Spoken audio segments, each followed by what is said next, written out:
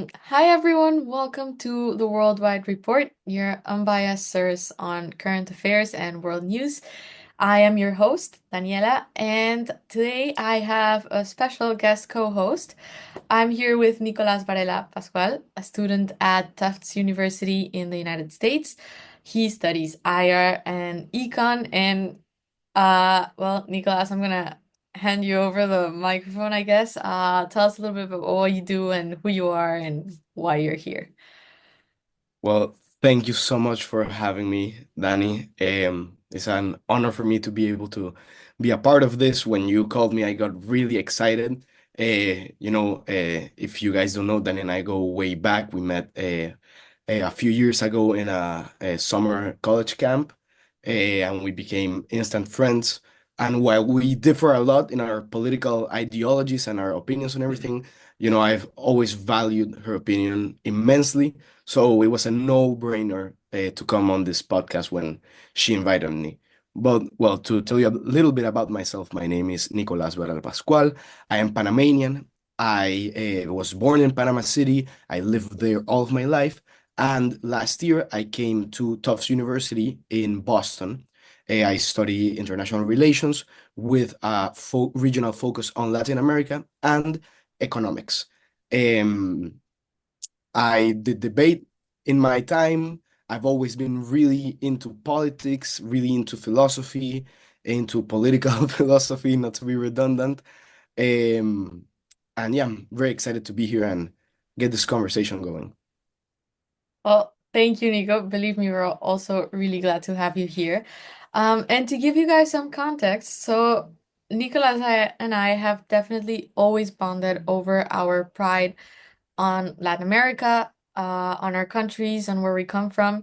And we also understand that it's a region with very complex situations in every dimension possible. And we want to keep the conversation going about that. We want to share with you guys what is happening in the region and the importance of the Latin American identity, the crisis, the multiple crises that are occurring in the region, and how the rest of the world sees it and versus how we see it in general, right? So today we're going to discuss a little bit about that.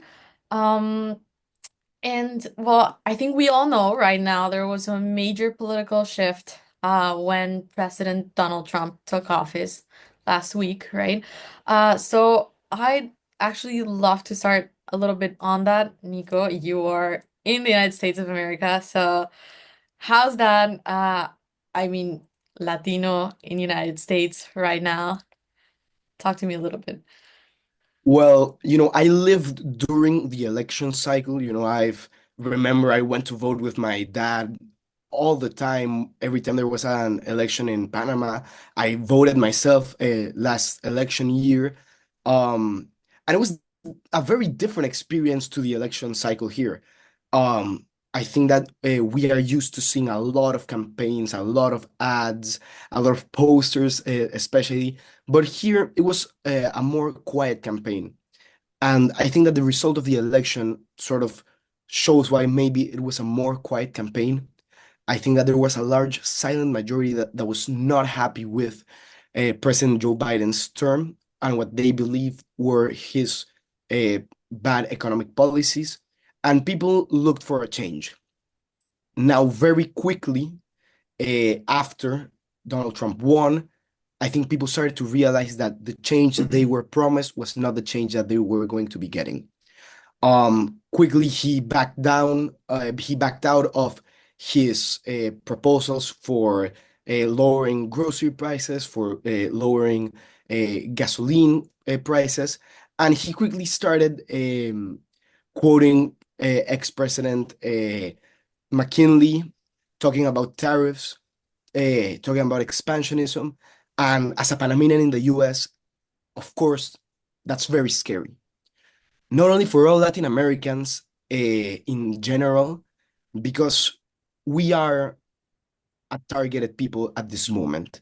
Maybe Danny and I are not the best examples. We, of course, are extremely privileged in our educations, in our backgrounds, and that is something that is important to state and it's important to recognize. Still, I think that it is not only illogical, it is flat out wrong to say that since this is not happening to me, since I am not the current target, I shouldn't care. There have been reports about ICE raids in Boston.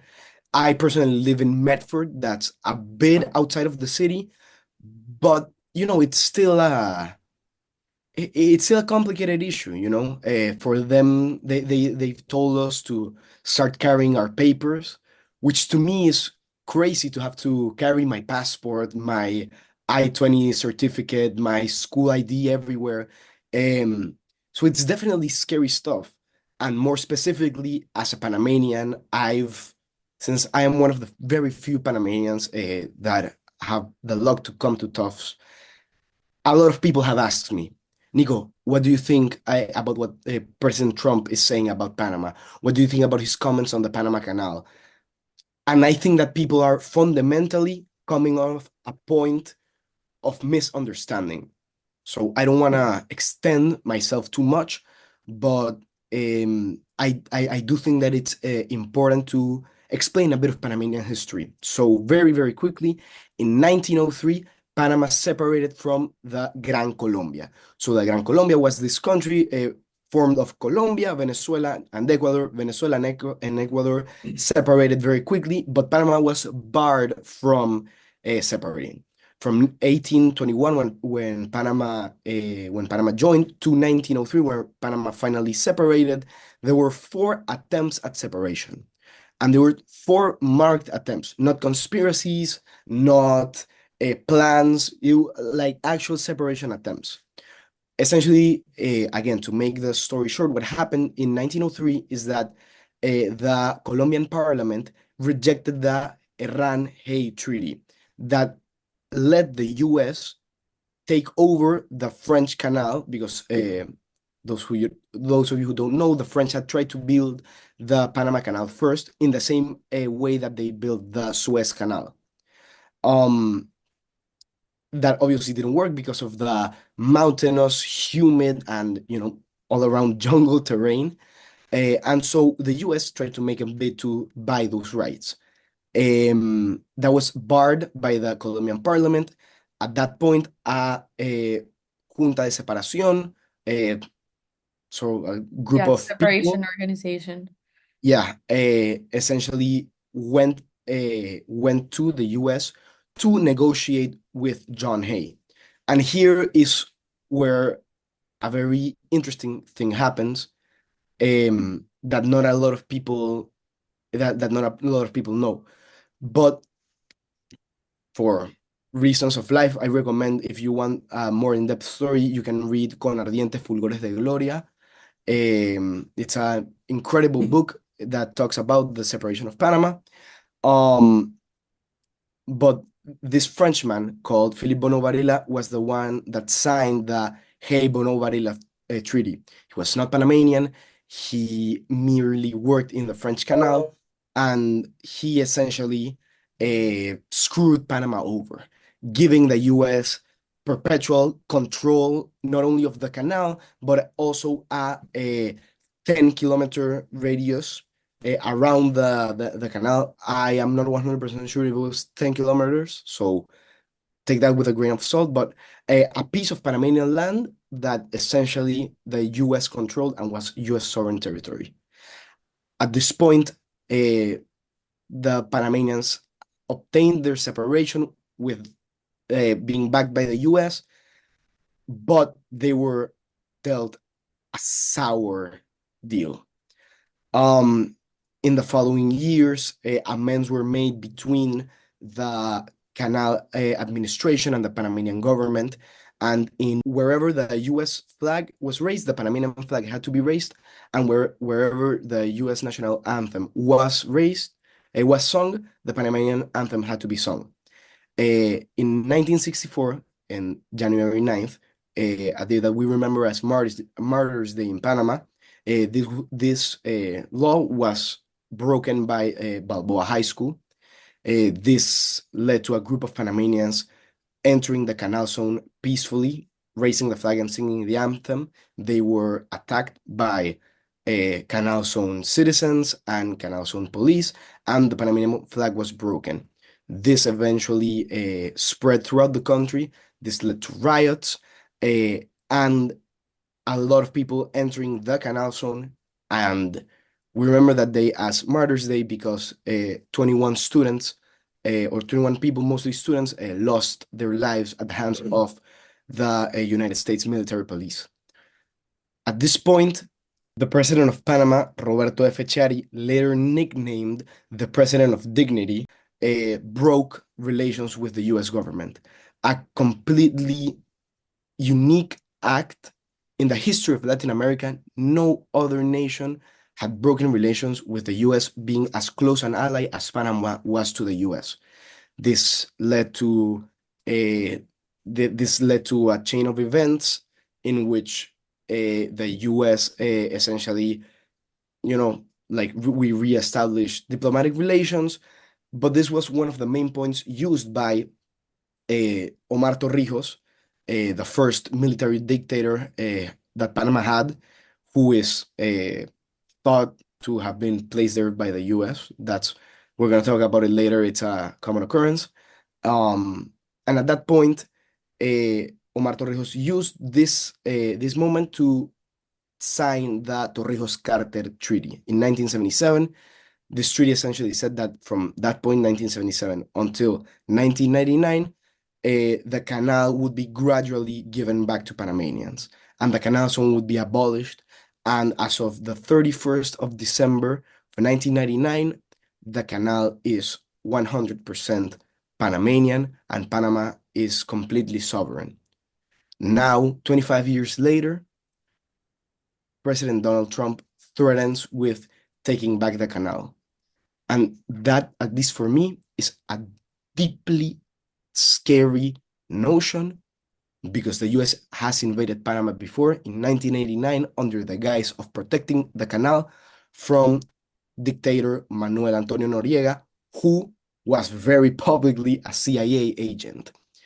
Um, so when this rhetoric, sorry, when this rhetoric is thrown out, it is scary because you never think it's gonna happen, you know.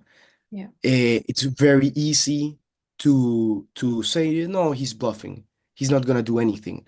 But it feels like being held at gunpoint, having no way to defend yourself. Realistically, if the United States decided to invade Panama, Panama would have absolutely no way to defend itself. We have no army. Our armed forces were abolished in 1990 after Noriega was taken down. We have police, but it's heavily under-equipped. We and Panama is historically and well, currently, I don't know about right now, but let's say a year back, it's probably the US's closest ally when it comes to Central America, and maybe its closest ally when it comes to Latin America in general. Um, I don't know if you want to ask something, add something. I've been I talking for a mean, that was a very good summary of the entire Panamanian history. So thank you for that. I think, yeah, I completely understand where you're coming from with the fear that Trump's accusations cause. And the fact that, yeah, of course, it's really easy to think that it's a bluff. But how many times in history have people not thought that it was a bluff? And now we have history books, right? So it is scary. I think it's scary for the entire region. I think few to none of the countries in the region, with the exception of Brazil and maybe Mexico, would have the power to defend themselves from a country like the United States. Um, and that is to put it, very simply. Um, and I do think that this comes, and we will discuss it more in depth later, of course. But I do think that as well his threats, and you can correct me if I'm wrong, they come from the whole alliance with China. They come with the shift in the region's alliances, in the economical ties, and the way the entire situation is being handled. Um, but it's definitely important to talk about because Panama is also a very small country and it's Yeah. bordered by not very powerful countries where Colombia Yeah. could come in and do nothing. We could potentially be the most powerful ally close by, and yet we could barely do anything, especially in front of the United States, right? But through the Darien Gap and then on the other side, there's not much as well. So it's complicated. It is a complicated situation. But right, so leaving that to a little bit of later on in the conversation, um, I mean, let's talk about kind of a little bit of the regional context. Right now, Latin America is having some kind of boom and recession at the same time, um, on different fronts. And Panama itself is not only being a key actor to the region, and a key kind of freedom fighter in comparison to some of the other regimes in the region. So I'd like Yes. kind of to talk about that. Yeah. Yes. So it's very interesting because initially most Panamanians were very apprehensive, to put it kindly, about current president José Raúl Mulino. He won with, I think, 34% of the vote, um, which is, in my opinion, not nearly enough.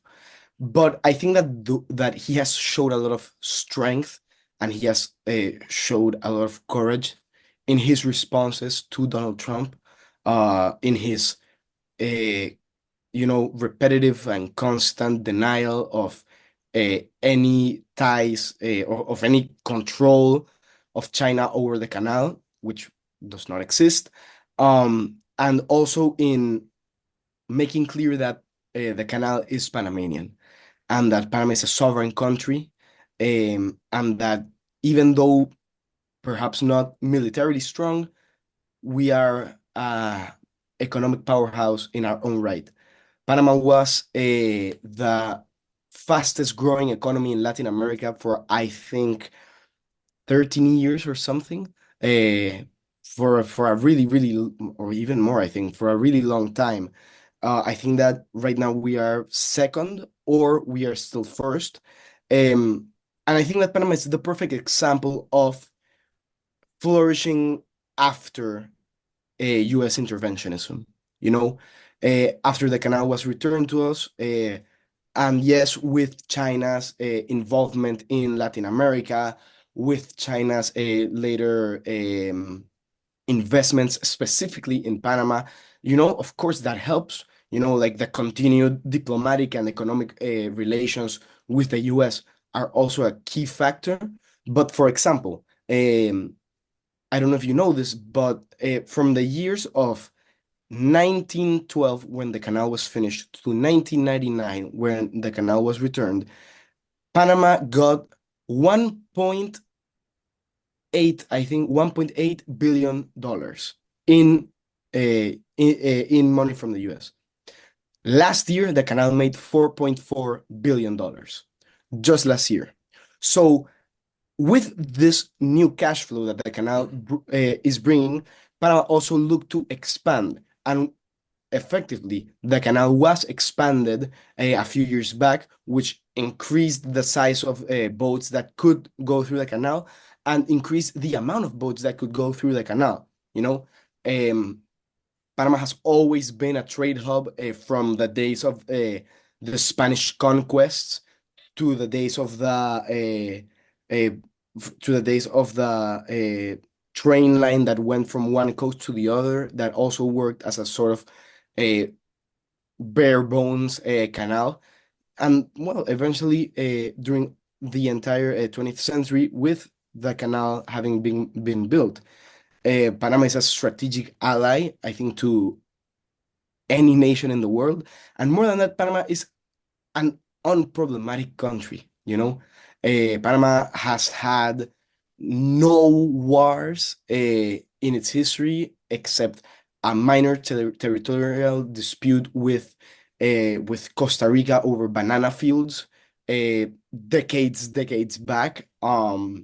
Panama and the only conflicts that Panama has been involved in are for its separation, independence, or the infamous invasion by the United States military.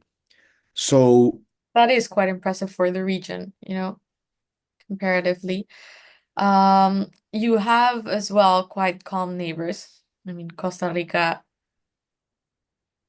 is pretty okay, right? It's what we could consider the closest Switzerland neutral country, if you could say that, in the region. Um, yes, and you are, and I mean, give us a little bit of insight here, but I would say you are one of the countries that uh has the least kind of problematic government, has had the least problematic government. I feel like uh there definitely hasn't been a Venezuela, Cuba, Nicaragua extreme situation yet. Um you could also say it's quite a young country in its independence. So how is that politics working inside? I know from your personal insights that it's also not wonderful. yeah. So Panama, as well as all of Latin America, going into the 21st century, saw a string of corrupt politicians. I think that there's two ways to look at it. There is the view from inside the country as a citizen myself, as someone who votes. There is a lot of frustration with the government. There is a real attempt to, like change politics in Panama. The independent movement, so independent politicians running for office, and independent politicians running for example, as assemblymen, has become known, also has become very popular. There has been a very interesting and I think unique rejection of traditional political parties in Panama, precisely because of the corruption that often comes with them. We had Panama has had scandals, like for example the Panama Papers, um, a lot of controversy surrounding Panama being used as a tax-free haven for money laundering and things like that. When you actually look at it, Panama, I think, o sea, is pretty far down in the list. A lot of Caribbean islands, for example, are more notorious for that. But there are real problems in Panamanian politics, and there are real problems in Panama's relation to other countries. So that's not something to ignore. Uh, Ex-President Ricardo Martinelli has a warrant out for his arrest by the United States government for corruption and money laundering, like in almost all of Latin America. The Brazilian construction company Odebrecht uh, had its presence in Panama, had a lot of controversies, and had a lot of um, had a lot of negative involvement, you could say. But at the same time, Panama urbanized tremendously. Panama, like I said before, Panama is the country that had the fastest growing economy in this first quarter of the 21st century, at least in Latin America. Um, Culturally, also, Panama has expanded its horizons, sending more athletes to the Olympics, for example, qualifying to the World Cup, having a world recognized musical artists. I think that Panama has a lot to offer, and Panama is also in a much better situation, at least politically, than many of our neighboring countries. And I say that with a great sadness, because I don't think it's a point of pride to be doing better, or for people or for other nations, uh, like sibling nations to be doing poorly. But Panama had a dictatorship, like I said, during the 60s, 70s, and 80s. During the Uh, Latin American boom, when we all had, yeah, Yeah, precisely. And they were dictatorships that were backed by the US government. The first dictator, Omar Torrijos, that signed the Torrijos-Carter treaties, mysteriously died in a plane crash of, going to like his country home in a very strange, you could say, death. yeah, And two other generals took his place after in the span of a year, but both of them stepped down for different reasons. And the man that became Panama's dictator was Manuel Antonio Noriega, a known CIA agent. Noriega was a key part in the United States and in the CIA's propping up of Colombian cartels. Uh, Noriega was paid by the CIA to so planes could land with crack cocaine from Colombia and then go to Miami. So in everything that was, for example, the crack epidemic during the 80s in the US during the Reagan administration, Noriega had a big part to play in that. yeah, And then one day, Noriega, as Omar Torrijos in his time, Noriega became more contrary to the US. Um, the story goes that he uh, grabbed a machete during during a private event and yelled death to the US or something like that. There's also an instant of a Panamanian man killing a US soldier in the canal zone. What followed was Operation Just Cause, which I think is one of the more poorly named US military operations. But yeah, Operation Just Cause saw, I think, a few thousand US troops enter Panama. They targeted civilian areas where known generals presumably lived. And there's a lot of debate on how many people died. The US says that it was around 200 Panamanians and 100 US soldiers. The OEA puts it more in the 400 to 500 range. Um, but there is an organization of the family members of the victims of the invasion that estimates it at about 4,000.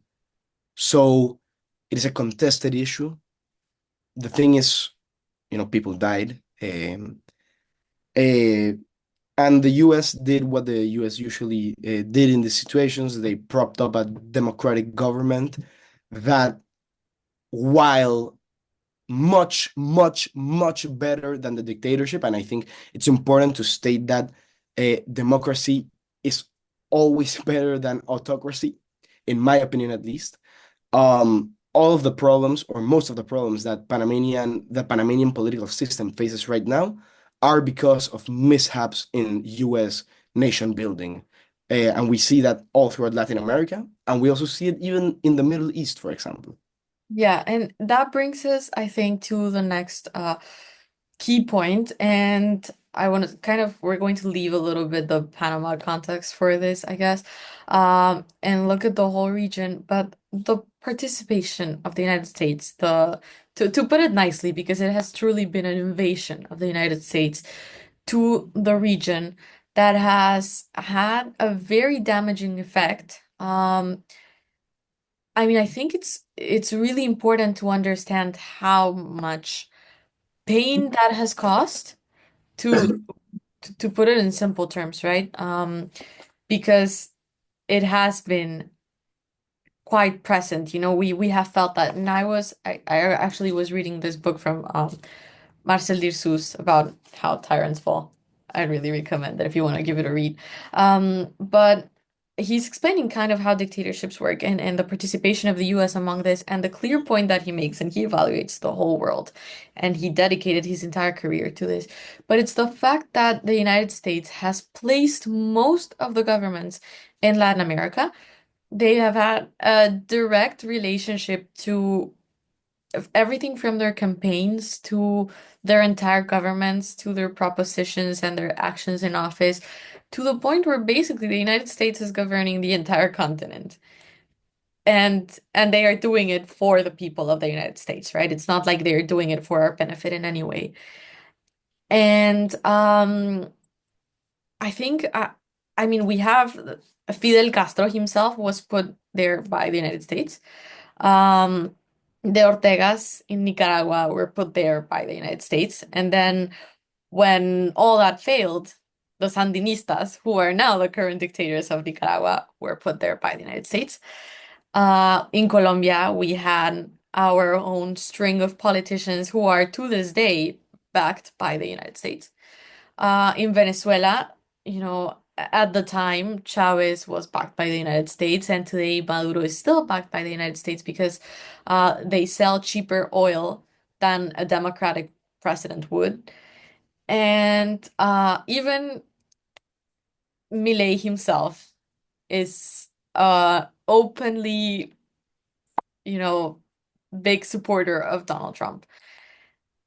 And I think this has been maybe in some way, and I was discussing this at a class the other day, and I'd like to know your take on that. But I feel like the upper classes of Latin America and even recognizing that we ourselves are completely part of those privileged people, right? Um, but we have to understand that we are the ones who benefited this whole time out of the if anyone was to benefit out of the United States interventions and actions in our territories, it was definitely the upper classes, the politicians, um, and the lower classes were feeling the impact. And however damaging what Donald Trump is doing right now is to the entire region, almost the entire continent itself. It is also a big, I think, eye-opener for governments and for even the upper classes that they are not on our side. And the faster we get out of that, if you could even call it an alliance, because it doesn't go both ways, I mean, the faster it would be better for us. And well, I don't know your take on that, but Well, I think that I think that there are two things that are important. So the first one is to put ourselves in the context of what was in its times the Cold War, the Red Scare and the apparently imminent threat of communism, um, which I think is many times a cheap excuse for the US's actions. I think that the the real problem with the with US interventionism is that it is completely hypocritical. I don't know how much you know about Chilean history, but in Chile, Chile was the first country to the first Latin American country to democratically elect a openly socialist or communist president. In that, it was Dr. Salvador Allende. Salvador Allende was backed by the people. He had massive popular support, and under his policies um, land redistribution of land and wealth redistribution, um, the lower or the poorer classes of Chile started to started becoming more literate. Median income went up. However, the Chilean economy took a big hit. People were turning on Allende. He was by his third year not liked by the majority of the population. And I think that is important because my point here is not to defend socialism or communism. My point here is to say that this was a democratically elected leader, and who did the US prop up? Augusto Pinochet, the bloodiest dictator in Latin American history, the bloodiest coup d'etat in Latin American history was on September 11th, 1973. Around 10,000 people died. Popular figures such as singer, songwriter Victor Jara, who was a big supporter of Salvador Allende, were murdered in cold blood. Um, And in the coming years, it is estimated that Pinochet was responsible for the deaths and disappearances of around, I think, 80,000 people, maybe more. I don't know if I'm wrong on that. But a tremendous amount of people. Yeah. Then you see on the other hand, with Nicolas Maduro being a, and I don't want to get that deep into Venezuela because I know you just had an amazing episode regarding Venezuela. If you guys haven't listened to that episode, please go check it out.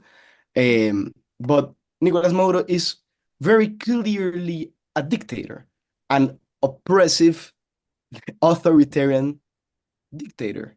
Yeah. And the US, in their policy of nation building and spreading democracy, have done nothing except put a price on Maduro's head, Which hasn't done anything because which literally has not done anything. I think that it is very clear, at least in this context, that the United States did a lot of harm in Latin America. And I think that harm is a fundamental part of the Latin American identity. We were talking about it before off camera, and we have discussed it many times, Dani and I, how it is very difficult to pinpoint exactly what constitutes the Latin American identity. Everybody, every major author from Rubén Darío to José Martí to Pablo Neruda to Gabriel García Márquez has given a sense of what they believe the Latin American identity is. There is a fantastic book I recommend called Open Veins of Latin America by Eduardo Galeano, which talks about essentially the 5 centuries of repression and pillaging. First, it was the Spanish, then it was the United States, and how Latin America, in since the discovery, I say that in quotes, the discovery of the Americas, uh, at least the Latin American region has lived under the boot of one power or another. yeah. Uh, Absolutely. And I feel like, I mean, you can see it everywhere from our music to our, as you said, our books to the politics themselves. It's all there. I think, and I have, as we have discussed many times, as you said, there could be so much power in the region. Uh, Comparatively, even if we're looking at the US having so much control over us, it is more than 35 countries, and I think it's over 15 territories that are still colonized, that still depend on other European countries completely across an ocean. And yet, territory-wise, amount of people wise, like regarding every aspect you could look at it, the one thing you cannot deny is that Latin America and Latin American people are extremely resilient. And at one point or another, it is inevitable that we will get tired and we will be able to do something. Um, and I feel like that might be a controversial thing to say. Um, but definitely I feel like something will happen at some point because we are close to 1 billion people, right? So that cannot be ignored, and it definitely cannot be under one power for too long. And that kind of brings us on, and now I do want to go in depth into this topic, to the Chinese participation. And so for everyone who might not know, there has been a massive change in barely in the past 5 years in Latin America, where I mean in 2019 the United States was the major trading partner of 90% of the continent. And right now, of course, with the exception of Cuba, Nicaragua, and Venezuela, who find Russia as their biggest ally. And right now, it is actually China who is the major trading partner of the entire continent, right? Of 90% of the continent. And I think the United States is only the partner of one or two countries, a major partner of one or two countries in the region, which is an insane pivot to think about, right? In 5 years, for a region that doesn't have that much independence when it comes to politics, as we just discussed. And I don't know what the presence has been in Panama, if you want to talk a little bit about that. So Panama was one of the last countries to still recognize Taiwan as the one through China as an independent and sovereign nation. In 2017, controversially, Panamanian President Juan Carlos Varela broke diplomatic relations with Taiwan and established diplomatic ties with China. China was already a big economic partner in Panama, and since that point, China has only become a stronger partner for Panama, at least.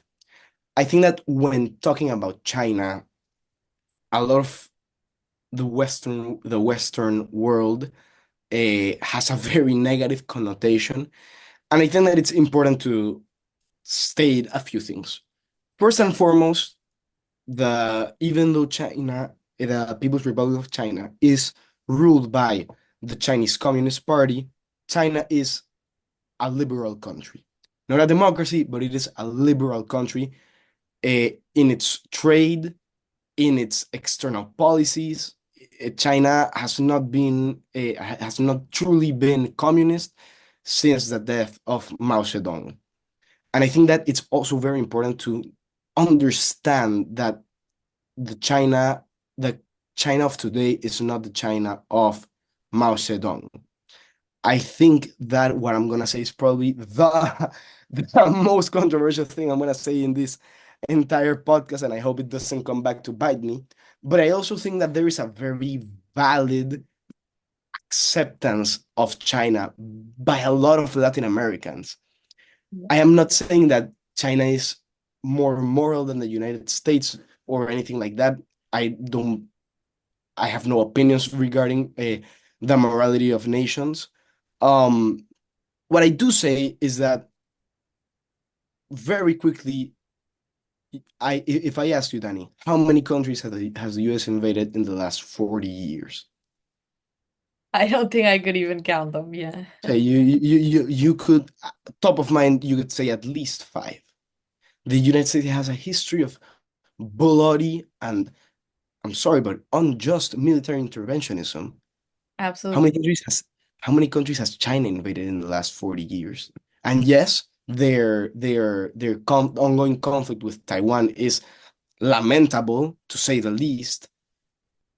That said, China has not invaded Taiwan as of this point. I Yeah. think that it also shows a sort of lack of international political understanding on the part of President Trump and his cabinet that they've pushed these expansion this like expansionist agenda with its allies instead of focusing on strengthening ties in this side of the world. Because realistically, the US is losing, and I don't wanna get too off topic, but the US is realistically losing most of its influence in East Asia, influence that China is gaining. So to this point, Latin America had Nayib Bukele, Javier Milei, José Raúl Mulino in Panama. You had all these presidents that were very firmly on Trump's side that he could have used it doesn't sound that good, but he could have used as a tool to strengthen the United States presence in Latin America through free trade agreements, through joint projects, through countless other things, and instead he is threatening to invade Panama and retake the Panama Canal. Absolutely. And I will say that I think it's an important point to clear up because I agree with what you just said, but I do feel like it's important to clear up that we are not in itself stating that Xi Jinping is a wonderful person. Neither No. are we saying that Donald Trump is, right? Um, and it's definitely not to say that the Chinese Communist Party hasn't done its hasn't had its wrongdoings, right? Um, but they are the most beneficial partner to Latin America right now, and probably ever. At least, at least looking to the past. I don't know what the future, has in store for us, but looking to the past, they would have been for the longest time the best partners we could have had. They would have been because they would have looked out for us. And I feel like that is also another very important point to make, because the one thing Latin America has never had is enough selfishness to put its people first. We haven't had as well the economical privilege to actually stand up and put our people first, but no one has put the region first. And China is in itself and in some way giving us this opportunity to put the country first. They are giving us investments that we can allocate to what we need. And and of course they're asking for something back, and that is never to say that we never expected it to be for free, right? And that doesn't mean that what they're asking back is too high a price for us to pay, right?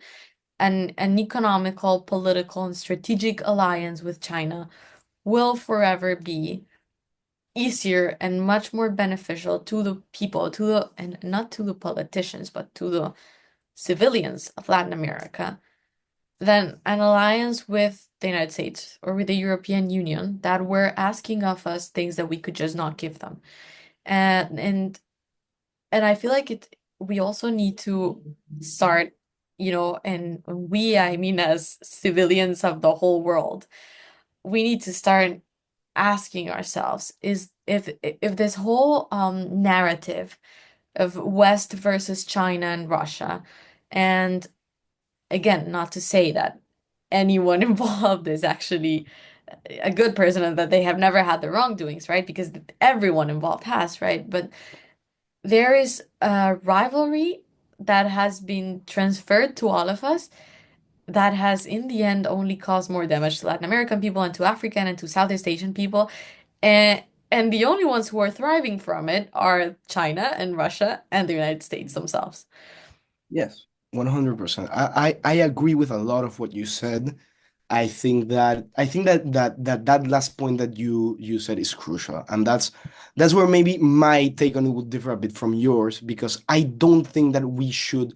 Well, I agree that from the ground up, like from the ground, looking up, um, there is not as bloody a history with China as there is with the United States. There is not this memory of like this wound of interventionism, Yeah. or this memory of the years of repression under US backed dictators.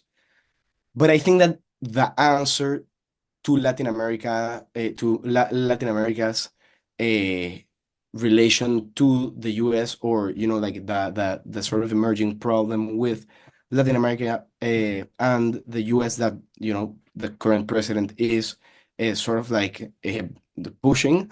I think that the answer is not turning to China, and I think for the first time in in maybe hundreds of years, there is a palpable dream of an idea of a united Latin America.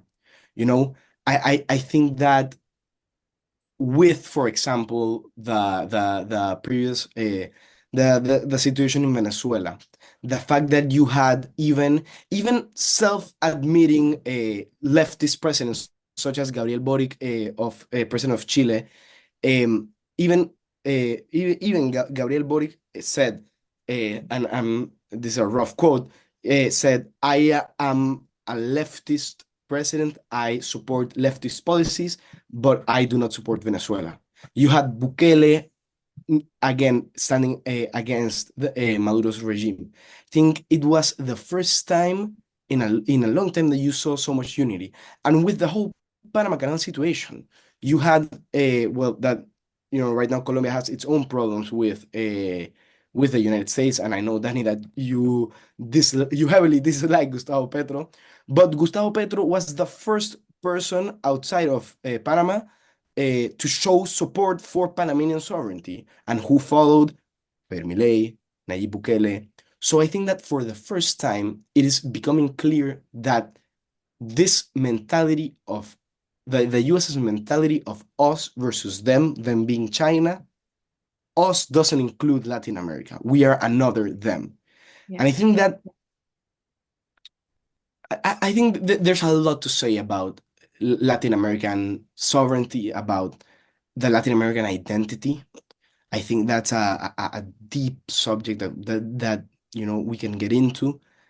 Um, like I said previously, I feel like Latin America has gone from one oppressor to another perpetually. But the 21st century, I feel, saw a turning point. From 2004 to 2008, um, Latin America saw the highest economic growth in its history.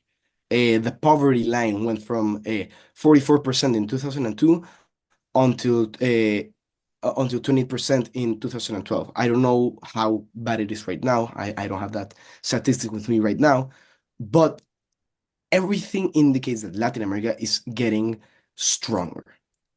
If we could only get over this these ideological differences, and I think finally understand that strength lies with each other, and translate that Latin American unity that culturally we feel. Because as I was telling you before, I think there is a very I think that there is a shared Latin American experience. I think that you and I feel it as Latin Americans studying abroad. We have very similar experiences because of our culture. You see, for example, when Bad Bunny released his latest album, everybody from all of Latin America related to it. People that migrated, people that didn't live in their home countries anymore related to it. You know, all and like the major cultural movements, be it in literature and music, in cinema even, the major cultural movements in Latin America never happen alone. It's very rare that something happens only in Colombia or it happens only in the Dominican Republic. It always spreads a bit. I don't know if you knew this, but fun fact, reggaeton began in Panama. And look, it became a worldwide phenomenon, and it began from Afro-Caribbean Panamanians that turned reggae music into Spanish reggae. So people like El General, Nando Boom, Chicho Man, and that music got to Puerto Rico, and that's where reggaeton blew up. So, we see these cultural trends where we influence each other. We even see these political trends in which in the same time period, yes, because of the US influence, but still in the same time period, almost every Latin American nation, I think except Costa Rica, if I'm not mistaken, but almost every Latin American country was under an authoritarian dictatorship of one sort or the other. We Yes. see these trends in politics, in culture, over and over again, but for some reason, nobody has been, not even the great liberator Simon Bolivar was able to create a united Latin America. And I think it's because we are going at it the wrong way. I think that while, for example, Simón Bolívar had his dream of Pan-Americanism and Gran Colombia, a united Latin American or South American nation, I think that is the wrong way to go about it. And I think that individualism is also inefficient because a country like Panama, for example, realistically has the canal and can stand on its own. But other countries in Latin America don't have the economic power to flourish as they could.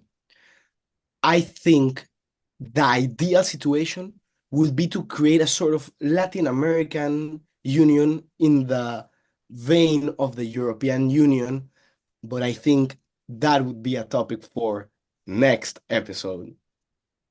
Absolutely. I think there's a valuable idea there. It is something that you and I have discussed previously many times. And I think it requires more time and going more in depth into it. So we will leave that for the next episode. But thank you, Nico, so much for joining me today here as a very valuable guest co-host. Thank you so much for speaking with us. Thank you, everyone, for listening to us ramble a little bit about our Latin American pride. And I hope that you will take me up on an invitation to come back to the podcast. I hope everyone else will want to listen to us another time. And just let us know what other topics you would like to for us to discuss on the podcast. Um, See you Thank soon. you so much. Yeah, thank you so much for having me, Danny. I hope to be back. Thank you everyone for listening.